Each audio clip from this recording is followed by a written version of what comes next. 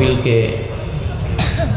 সফল করার জন্য, বাস্তবায়ন করার জন্য যারা পরামর্শ দিয়েছে, বুদ্ধি দিয়েছে, শ্রম দিয়েছে, আর্থিকভাবে মানসিকভাবে, আমরা সবার জন্য দিল খুলে দোয়া করি আল্লাহ পাক যেন প্রত্যেককে যাজায় খায়ের দান করে।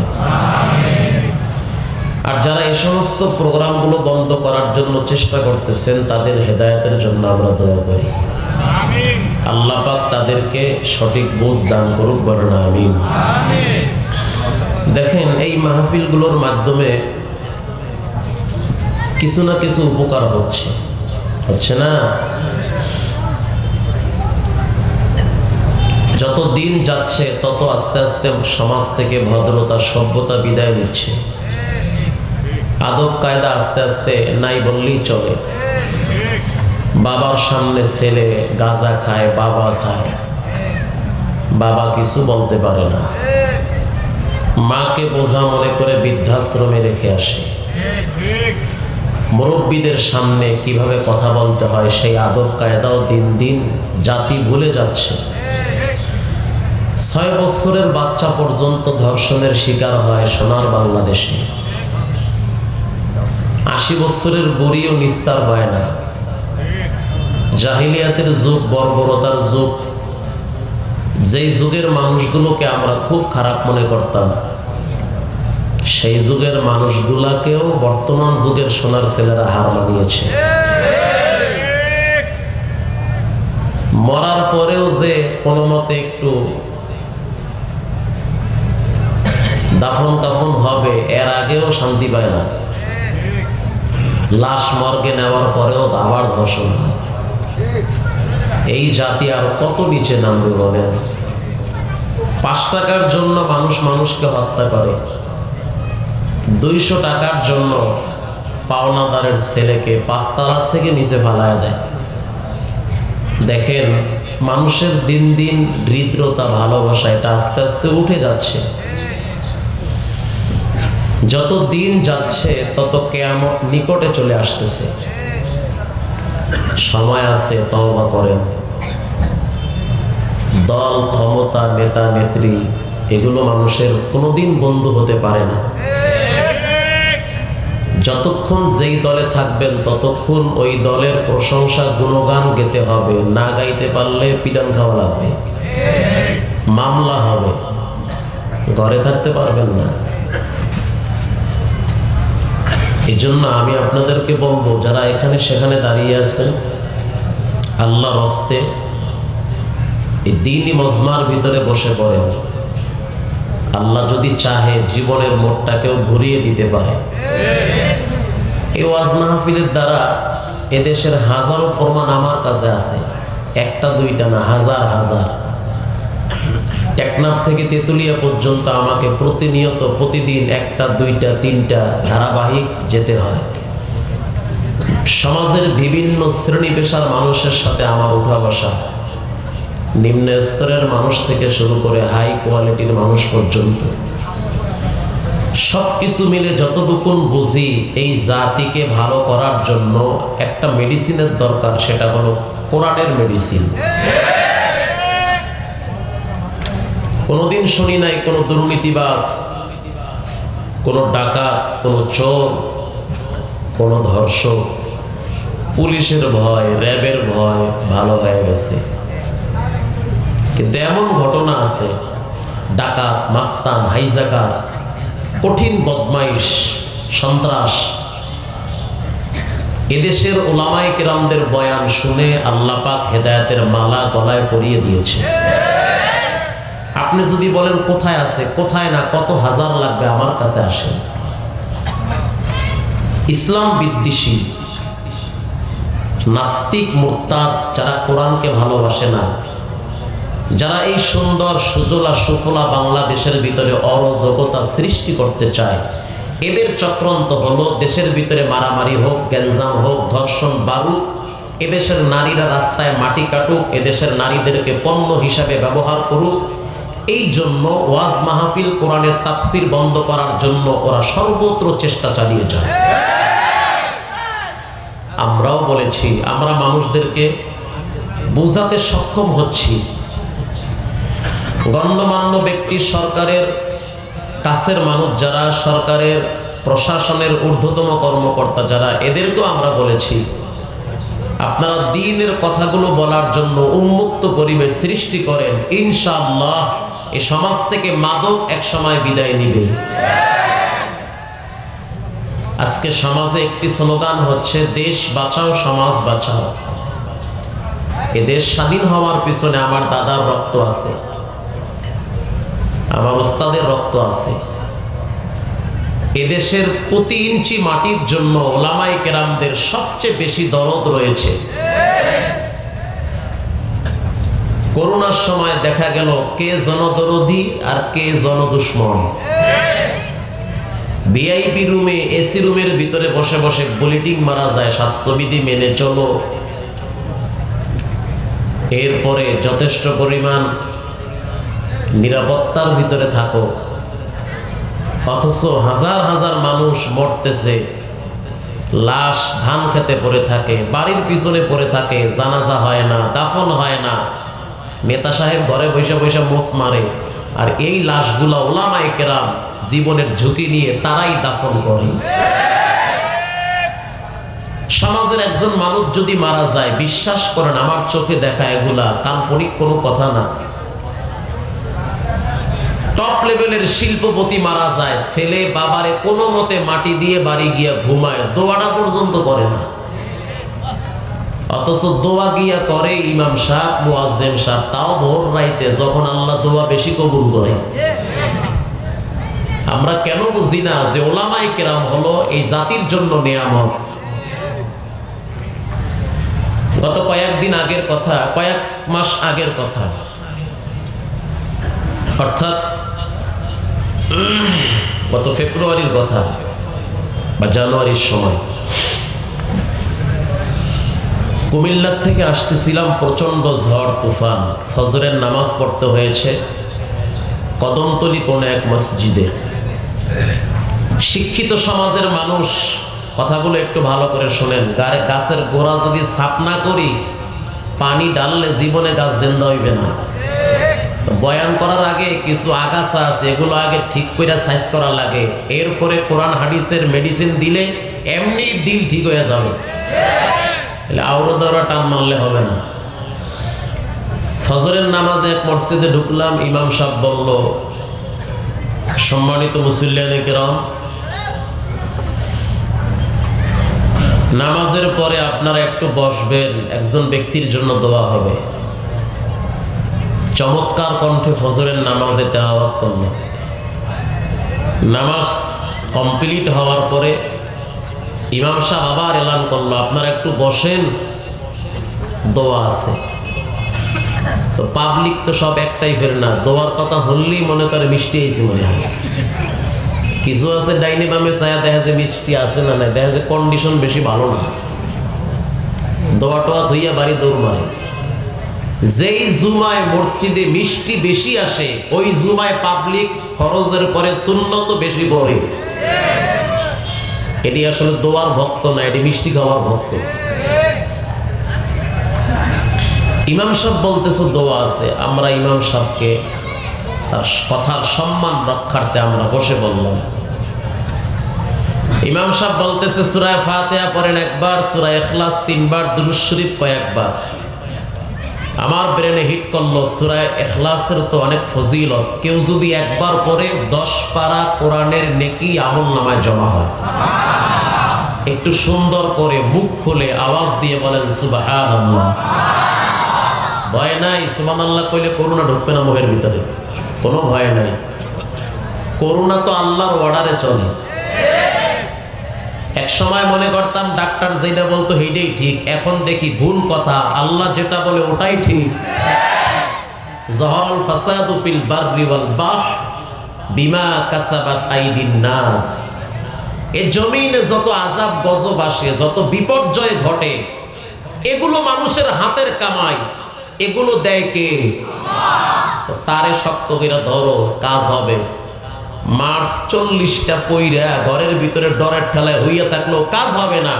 টাইম টু টাইম নামাজ পড়তে হবে।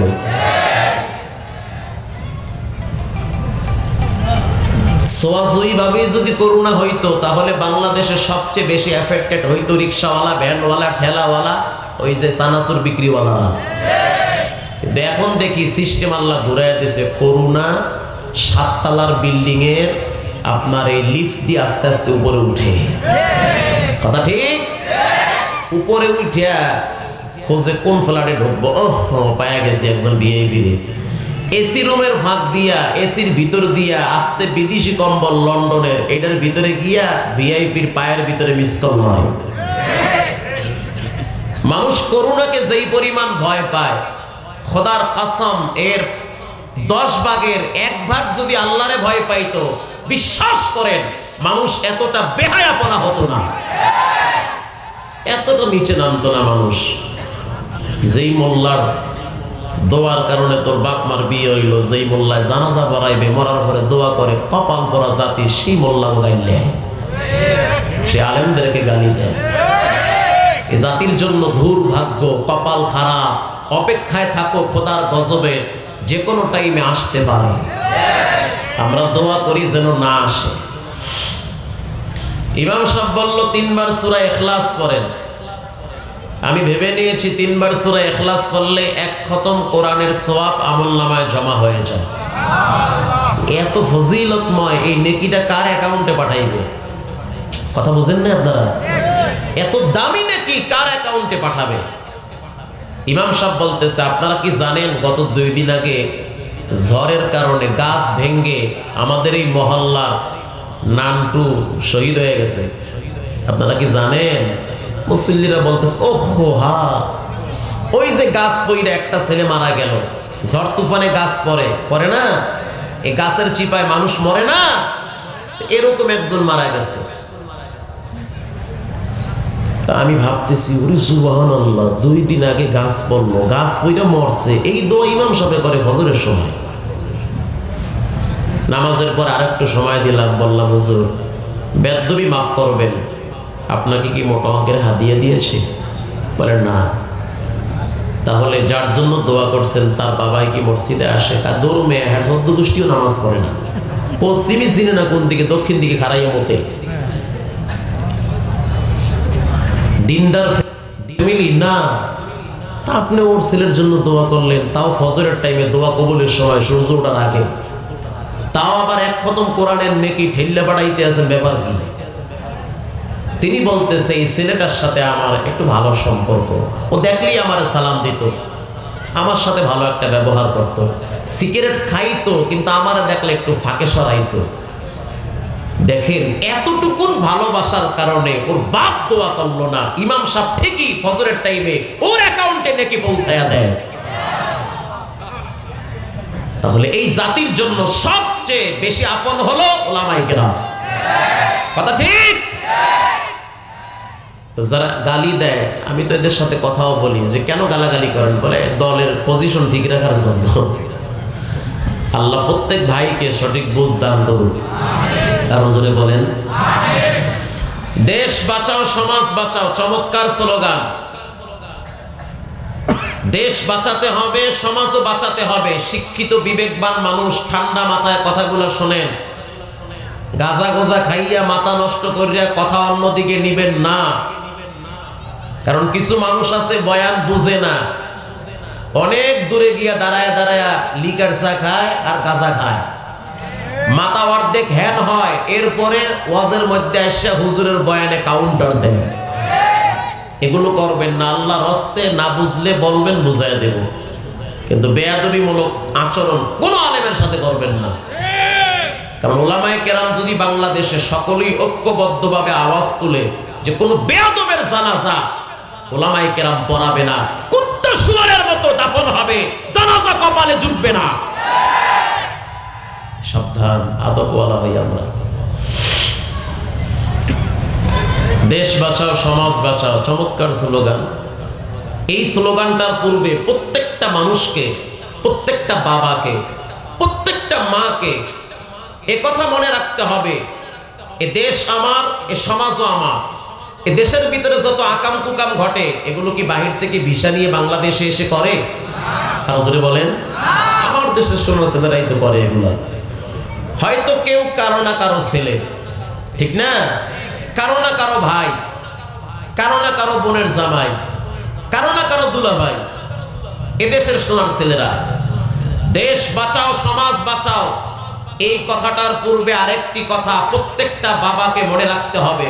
প্রত্যেকটা বাবা তার সন্তানকে যদি মাদক থেকে বাঁচায়, ইয়াবা থেকে বাঁচায়, গাঁজা থেকে বাঁচায়, নেশা থেকে বাঁচায়, প্রত্যেকটা মা তার মেয়েকে কোচিং ফাঁকি দিয়ে আর একটা ছেলের সাথে রিকশার ভিতরে বাদাম খায়, এগুলোর থেকে বাঁচায়, প্রত্যেকটা মা যদি প্রত্যেকটা সন্তানকে দুনিয়ার সমস্ত খারাপ কাজ থেকে বাঁচায়, বিশ্বাস করো দেশ বাঁচবে, সমাজ বেঁচে যাবে। আল্লাহ তাআলা আমাদের প্রত্যেক গার্জিয়ানকে সচেতন হওয়ার তৌফিক দান করুন। আরো জোরে বলেন আমিন। ছেলেমেয়ের জন্য এত কষ্ট করেন, যদি কষ্ট করার পর নামাজ না পড়ে, আল্লাহরে না ডাকে, এই কষ্ট করা তো কোনো লাভই নেই। এত পরিশ্রম করেন, হাড় ভাঙ্গা পরিশ্রম করেন, 2 নম্বরই করেন, জনগণের টাকা চুরি করেন, পাবলিকের পকেটের টাকা কল্লায় চুরি ধরে নেন। কার জন্য করেন? নিজে তো খাইয়ে মরতে পারবেন না, ডায়াবেটিস তো 100 উপরে আছে। ছেলেমেয়ের জন্য করেন। এই ছেলে মেয়ে যদি মরার পরে আপনার জন্য দোয়াটুকু করতে না পারে, একটু নামাজও যদি না পড়ে, তাহলে এই কষ্ট করা তো সব বৃথা।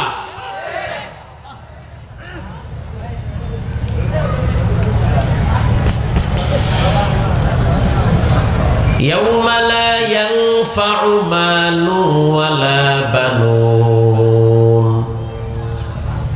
ইল্লা মান আতাল্লাহা বিকলবিন সালিম। কত মজার কথা। আপনার রব, আপনার সৃষ্টিকর্তা আপনাকে বলতেছে, যিনি আপনার হাতের ভিতরে এখানে জয়েন্ট লাগায় দিয়েছে শক্তি ব্যয় করার জন্য, আপনার পায়ে যিনি জয়েন্ট লাগায় দিছে হাঁটার জন্য, ব্যায়াম করার জন্য, রেফরাইট করেন না সকালবেলা, এগুলোর জন্য, যেই মালিক আপনার ব্রেনটাকে ক্লিয়ার রাখছে, তিনি বলতেছে আপনাকে সাবধান, কিয়ামতের ময়দানে মাল কাজে আসবে না। এ কথা কে বলতেছেন? আরো জোরে বলেন না। কিয়ামতের ময়দানে মাল কাজে আসবে না। অথচ এই মালের জন্য মানুষ নিজের মা বাবাকেও জবাই করে, পয়সার জন্য। এই মালের জন্য মানুষ টেবিলের নিচ দিয়া ঘুষের বান্ডিল পকেটে ঢুকায়। কিসের জন্য? এই মাল, টাকা পয়সা। আল্লাহ পাক বলেন কিয়ামতের ময়দানে মাল কাজে আসবে না। ইয়াউমা লা ইয়ানফাউ মালু ওয়ালা বানুন, সন্তানও কাজে আসবে না, মাল কাজে আসবে না, সন্তানও কাজে আসবে না, ইল্লা মান আতাল্লাহা বিকলবিন সালিম। মাল কাজে আসবে না, সন্তানও কাজে আসবে না, তবে যার দিলটা পরিষ্কার, কলবে সালিম, কোনো রোগ নাই, হিংসা নাই, বিদ্বেষ নাই, অহংকার নাই, মানুষের প্রতি বাঁকা নজর নাই, যার দিলটা আল্লাহর ঘরের সাথে লটকানো ছিল, যার দিলের সাথে আল্লাহর জিকিরের গভীর সম্পর্ক, আল্লাহ পাক বলেন কিয়ামতের ময়দানে এমন দিলগুলাই কাজে আসবে। চাচা মিয়া হজ তো অনেকবার করছেন, এখনো তো হিংসা দূর হয় না। হিংসা দূর করেন, মানুষকে বড় ভাবেন, নিজেকে ছোট ভাবেন। নিজে ভাবতেছেন আমি মসজিদের সভাপতি সাহেব, ওরে ঠেলার ঘরে ঠেলা। নিজে ভাবতেছেন আমি অমুক কোম্পানির এমডি। কোনো লাভ নাই। তোমার জন্য 3টা কাপড় আর তোমার বাড়ির চাকরের জন্য মরার পরে 3 কাপড়, কোনো লাভ নাই। ইয়া আইয়ুহাল্লাযীনা আমানু লা তুলহিকুম আমওয়ালুকুম ওয়ালা আওলাদুকুম আন যিকরিল্লাহ।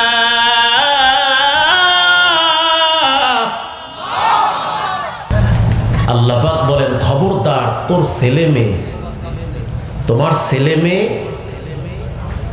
তোমার সন্তান আল্লাহর জিকির থেকে যেন তোমাকে দূরে সরায়া না দেয়। কথা বুঝতেছেন? ফজরের নামাজ নাই, রিক্সা লয়া নামছে, টুংটুং 5 টাকা ভাড়া যাইবেন ওই জায়গায়, ভাই নামাজ পড়লা না? পড়ি নাই। এই শীতের মধ্যে মানুষে নামে কেমনে? ঘুমায় থাকবা ঘরের ভিতরে? না হুজুর, আমার তো চাওয়াল পাওয়াল আছে, বাল বাচ্চা আছে, না খাওয়ান লাগবে না?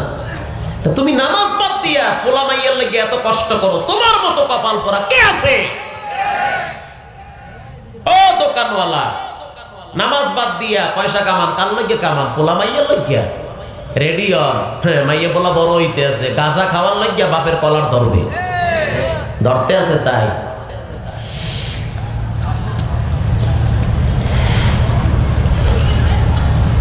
লা তুলহিকুম আমওয়ালুকুম ওয়ালা আওলাদুকুম আন যিকরিল্লাহ।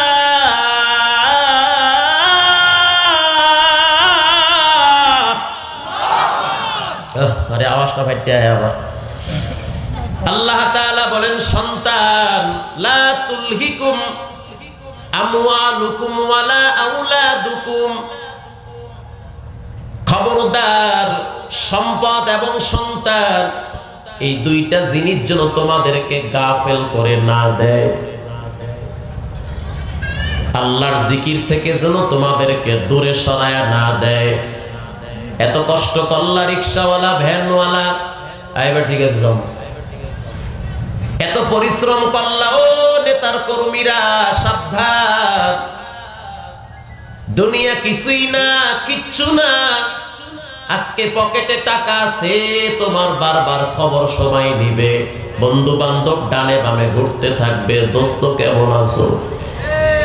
যখন তোমার টাকা পয়সা থাকবে না, একজন বন্ধু বান্ধব পাবা না, ফোন করলেও ফোন রিসিভ করবে না। এটা তো বন্ধু বান্ধব দূরের কথা, বর্তমান যুগে তো যেই পোলায় পয়সা বেশি দেয়, বাপ মায় সেই পোলার মাইয়া পোলা কোলে বেশি নয়। যেই পোলায় গরিব মানুষ, পয়সা পাতি নাই, শিক্ষা দিক নাই, সারা জীবন বাপায় খালি কামলা দিয়ে খাড়াইছে, এই পোলা তো অশিক্ষিত, মাস শ্বাস কামাই করে 10,000, পোলারে খাওয়াইবে না মাইয়ারে খাওয়াইবে না বাপ মারে দেবে? বাপ মারে যা পারে দেয়, কিন্তু বাপ মার মুখে তো হাসি ফোটে না। গোলামের মুখ কর, এটা কি বাপ মা কয়? আল্লাহ তাআলা বলেন, কিয়ামতের ময়দানে মাল কাজে আসবে না, সন্তান কাজে আসবে না। আল্লাহর নবী বলেন, ইয়াকুলু ইবনু আদম মালি মালি, আদম সন্তান বলে আমার মাল, আমার মাল। এত সুন্দর বাড়ি কার? গর্বের সহিত বলে আমার। এত সুন্দর প্রিমিয় গাড়ি কার? গর্বের সহিত বলে আমার। ইয়াকুলু ইবনু আদম মালি মালি ওয়া হাল্লাকা মিন মালিকা ইয়া ইবনি আদম। আদম সন্তান ধ্বংসের ভিতরে আছে, কিছুই তার না। কথা বুঝতেছেন তো? সে রাখাল, কিচ্ছু না তার। ইল্লা মা আকালতা ফাআফনাইতা, যা খাবা তাই তোমার। কিছু মানুষ আছে খায় না, ছেলে মেয়ের জন্য জমা কইরা রাখে। স্যার ট্যাবলেটের দাম কত? দাম 30 টাকা। ওরে বাবা, অথচ ব্যাংকে টাকা আছে 40 টাকা। এই 30 টাকার ট্যাবলেট খাইতে ডরায়। আদা থুনতুনি পাতা খোঁজে পেট ঠিক করার লোকে। ইল্লা মা আকালতা ফাআফনাইতা, আল্লাহর নবী বলেন, যা তুমি খাবা ওটাই তোমার। কিন্তু বাঙালি মুসলমান বলে, হুজুর ঠিক কথাই বলছেন, আমরা দুধ বিক্রি করে বিড়ি খাই, ঠিক না? আমগো কুয়াকাটায় আছে এগুলা, গাছে সবরি কলা, এটা খাইলে ভিটামিন, অনেক উপকার। বিশ্বাস করেন ভাই, এই চাচাই করে কি, সবরি কলা বাজারে বেচছে 6 প্যাকেট আকিস বিড়ি কিনে লইয়া বাড়ি যায়। ঠিক, এটি সব ঠিক কথা। একটা বিড়ি 6 জনের টাকা, ঠিক না? একটা কলা খাইয়া যদি একজনরে দেন অর্ধেক খাইয়া, ভাই অর্ধেক ভিটামিন আমি খেলাম, বাকি অর্ধেক ভিটামিন তুমি খাও, তবে তোমার স্যাপ লাগছে গিয়ে খাওয়া যায়। অথচ বিড়ি 14 জনের টানে, এই টাইনা ফালাইয়া দেয়, চাচায় ঘুরিয়া ইয়া আরে অপচয় করা তো শয়তানের ভাই। তার মানে কি? মানে সোজা বাহিটা মরে দে। আল্লাহর নবী বলেন, যা তুমি খাবে ওটাই তোমার।